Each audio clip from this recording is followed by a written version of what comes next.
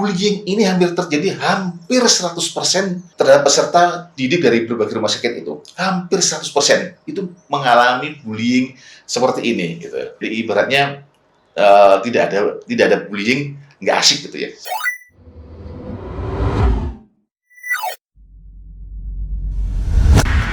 Perbanyak minum.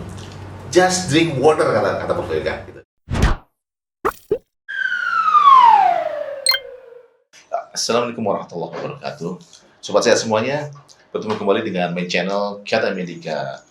Sobat sehat semuanya, baru saja kita mendapat berita yang cukup mengagetkan dari dunia medis, yaitu adanya bullying yang dilakukan oleh para dokter senior terhadap para calon dokter spesialis atau sering disebut dengan PPDS gitu, di beberapa rumah sakit besar di Indonesia.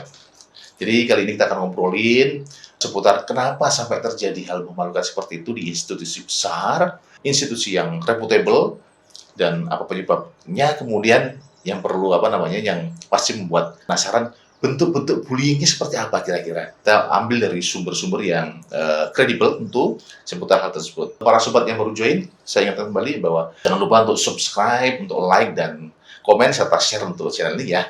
Kita mulai ceritanya seperti ini. Jadi sobat saya semuanya, istilah bullying itu mungkin bukan istilah asing lagi bagi kita semua ya.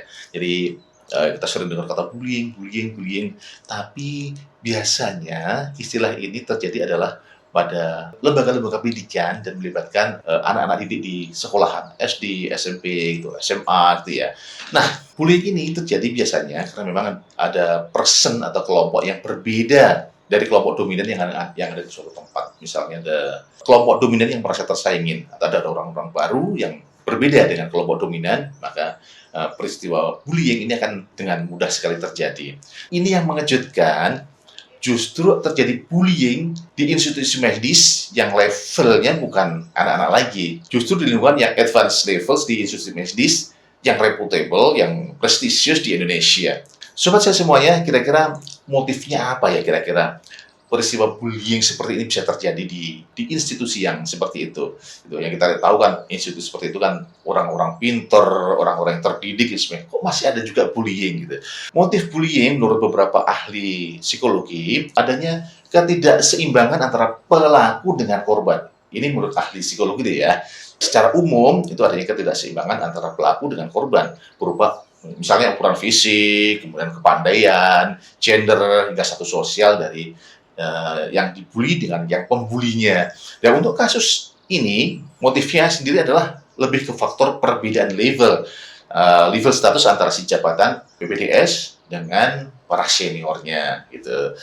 Para senior merasa lebih populer, lebih jabatan lebih tinggi gitu, mungkin ya gitu. Nah, kemudian ya kronologisnya bagaimana sobat semuanya? Jadi kronologisnya sehingga kasus ini mencuat dan muncul di permukaan sehingga ramai diberitakan di mana-mana gitu. Jadi menurut Kemenkes, jadi kita pakai sumber yang sama kredibel. Di sini kita pakai informasi yang langsung dari Kemenkes Budi Gunadi Sadikin, bahwa ada dokter di salah satu rumah sakit pemerintah terbesar di Medan memberikan pelayanan yang sangat buruk dan kasar kepada pasiennya. Itu awalnya gitu, dengan kata-kata yang kasar dan sebagainya. Akhirnya terjadi komplain dari si konsumen ini, kemudian menindaklanjuti komplain dari si kasus ini. Setelah dilakukan cross check, ternyata yang bersangkutan si dokter ini yang tadi yang berkata kasar dan sebagainya itu adalah peserta didik dari dokter spesialis yang kemudian dia stres, mendapat perlakuan yang tidak sepatutnya dalam melakukan studinya itu. Dan dia juga bercerita bahwa jam kerjanya dia sangat jauh dari manusiawi, dia bilang gitu, di luar normal, dia bilang gitu. Makanya terjadilah kasus pelayanan yang sangat tidak patut kepada para konsumennya gitu. Ini adalah dampak langsung dari bullying itu, karena kita tahu bahwa PPDS adalah dokter yang biasanya ya, rumah sakit pemerintah itu yang melakukan praktek di polinya itu adalah para dokter PPDS, sehingga kasus ini akan berakibat langsung terhadap pelayanannya terhadap para konsumen, terhadap masyarakat pada umumnya. Kemudian yang lebih mengejutkan lagi, sobat semuanya, setelah dilakukan diskusi dengan banyak peserta pendidikan spesial di banyak rumah sakit pemerintah, rumah sakit swasta dan sebagainya, kesimpulannya adalah bullying ini hampir terjadi hampir 100% terhadap peserta didik dari berbagai rumah sakit itu hampir 100% itu mengalami bullying seperti ini gitu. Jadi ibaratnya tidak ada bullying nggak asik gitu ya, seolah-olah ada istilah seperti itu ya. Dan parahnya lagi sobat, dalam kurun waktu sejak tanggal 20 Juli sampai 15 Agustus 2023, nggak sampai 1 bulan nih ya, Kemenkes sudah menerima minimal 91 aduan mengenai kasus bullying ini. Nggak sampai 1 bulan, sudah ada hampir 100 aduan. Lagi-lagi tidak ada tindakan nyata dari Kemenkes yang serius untuk mencegahnya sebelum kasus ini meledak, sebelum kasus ini mencuat di permukaan. Sekali lagi, nggak ada tindakan yang serius untuk mencegahnya. Oke sobat semuanya, jadi menurut Direktur Jenderal Pelayanan Kesehatan Dr. Azhar Jaya, dalam keterangan tertulisnya menyebutkan bahwa ke 91 kasus aduan bullying itu perinciannya kira-kira seperti ini nih. Gitu. Jadi 44 laporan terjadi di 11 rumah sakit yang berada di bawah kementerian. Kemudian 17 laporan berasal dari RSUD di 6 provinsi, 16 laporan di Fakultas Kedokteran di 8 provinsi, 6 laporan dari rumah sakit milik universitas, 1 laporan dari TNI, Polri, dan 1 laporan dari swasta. Jadi hampir semua institusi, mau swasta, mau pemerintah, mau TNI, Polri, semua rumah sakit, hampir semua rumah sakit itu terjadi pengaduan bullying seperti ini. Gitu. Jadi hampir semua rumah sakit, baik itu swasta, pemerintah, TNI, Polri, dan sebagainya lah. Semua jenis rumah sakit yang ada pendidikan untuk PPDS-nya, hampir semuanya terjadi bullying seperti ini. Kemudian yang mungkin membuat sobat semuanya kepo adalah bentuk bullyingnya seperti apa sih? Ibaratnya orang-orang pintar tuh kalau melakukan bullying seperti apa gitu. Menurut data-data beliau yang di atas tadi itu, bentuk-bentuk mayoritas bullyingnya adalah terkait permintaan biaya di luar kebutuhan pendidikan. Jadi nggak berbeda dengan bullying yang terjadi di sekolah-sekolah ya, ya teman-teman ya. Kalau di sekolah-sekolah mungkin kita tahu lah seperti yang di di TV-TV dan sebagainya, di film-film itu ya.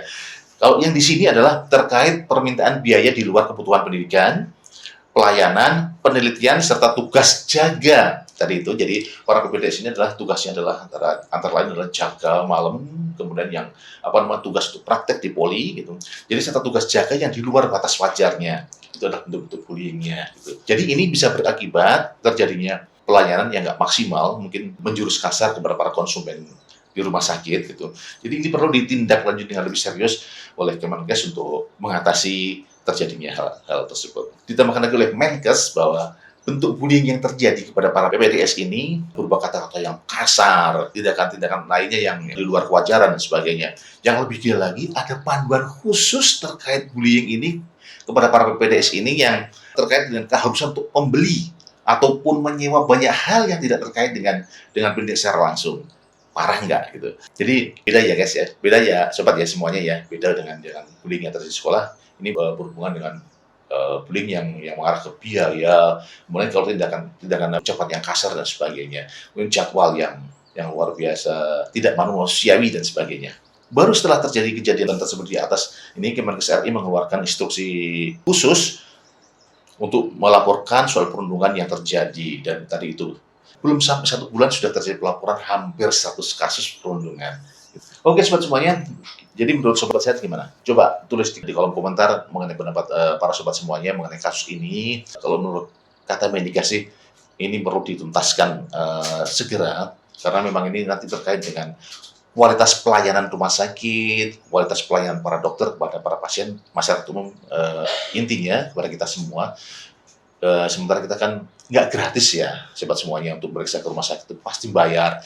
Pakai BPJS pun kita itu bayar gitu, sehingga kita sudah seharusnya mendapatkan pelayanan yang maksimal. Jadi dengan bisa diatasinya di perundungan atau bullying terhadap PPDS ini, semoga saja pelayanan rumah sakit, pelayanan dokter itu lebih bagus lagi di masa depan. Oke, silahkan komen di kolom komentar di bawah, dan sekali lagi yang belum subscribe silahkan subscribe, like dan share video ini. Assalamualaikum warahmatullahi wabarakatuh. See you later. Bye-bye.